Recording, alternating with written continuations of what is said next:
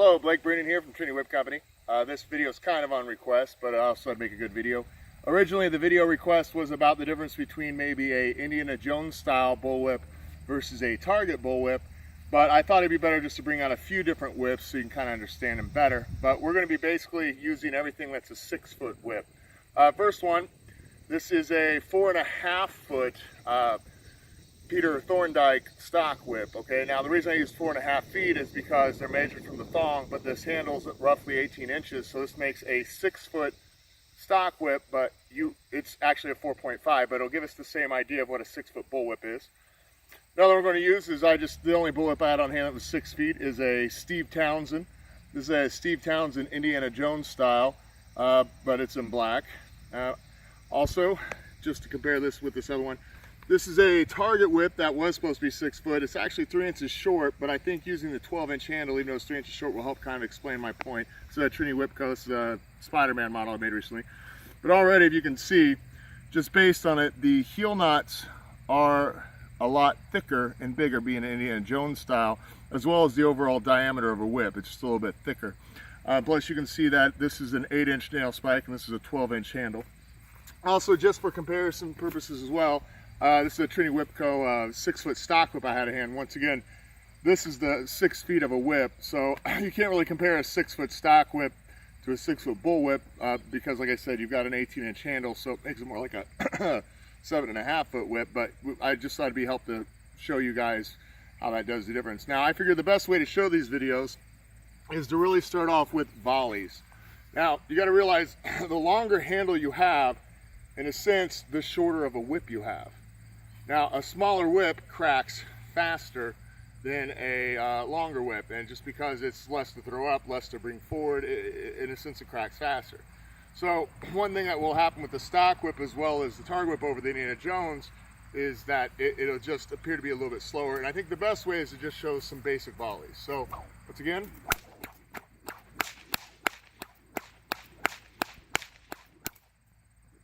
did you see that on the camera there? So with that, I'm going to go to the same speed everything. Once again, this is supposed to be a 6-foot Target bull with a 12-inch handle. It's a few inches short, but it shouldn't really affect for the purpose of the video. And I'm going to go about the same speed again.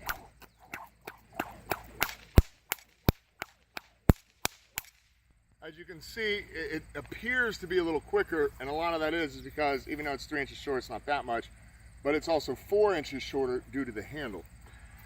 And now the stock whip, which would be, you know, another 6 inches above the Target bullwhip, we'll give this some volleys.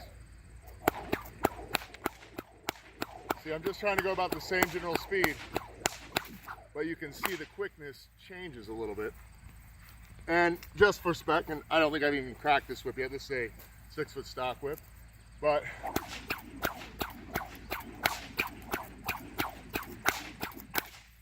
might have picked up the pace now a little bit just because it's bigger to keep it flowing.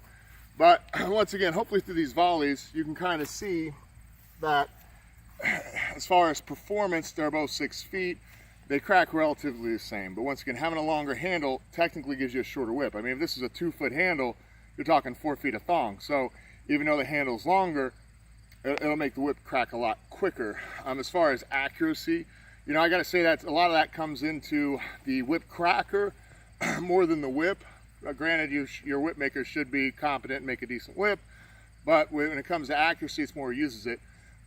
I myself, I think that a Target bullwhip with a longer handle can be really great for rookies that are trying to learn volleys and fast cracks, because the longer handle will help facilitate that, you know, because of being a longer handle, not just because it shortens the whip, but the longer handle gives a little more control and allows you to kind of use it, use it a lot more like a stock whip. And stock whips are really good when you guys, if you really know you want to get into whip cracking and you really want to start doing 2-inch routines, like you see different videos like Adam Winrich, myself, and others, you probably want to look to one of your investments being a match set of stock whips, and I'd say about 5 feet are really good. So it'd be a 5-foot thong. 4.5 work good too. As for a bullwhip, I'd still say that a 6-foot bullwhip works great. Now, back to what I was saying about, let's say I'll give it more leverage, it'll definitely help with volleys and other cracks like that. And as far as targeting, I love cutting candles, and a lot of people say, you know, Target whip will help you target better, and that probably is true. It probably is true. I grew up with cutting my teeth, you know, when I started whip cracking as far as growing up, I cut my teeth with a 6-foot bullwhip. It is Indiana Jones style. With that 6-foot bullwhip, I got so used to it, I can snuff a candle out about every time I try it. The funny thing is, and it's probably just because I've trained myself with this, that when I use a stock whip, I have that's just myself, a much harder time snuffing out candles. I mean, I'm all right around it, but I don't have the accuracy I have. Now, a longer handle should give more accuracy in theory, but once again, I think it comes down to more what you're used to, and the whips you're used to cracking regularly. Like even if you're used to a 5-foot stock whip, you'll get someone else's set, or you'll get another whip maker, and the weights feel a little bit different. It's lighter, it's heavier, it flows a little differently. Maybe the way the weight is in the thong, other things. So you eventually kind of have to let the whip show you how it wants to be cracked, and you'll just naturally kind of change what you're doing. And if you want to get into targeting, you can use a stock whip, a target bullwhip, a whip. You could use a snake whip.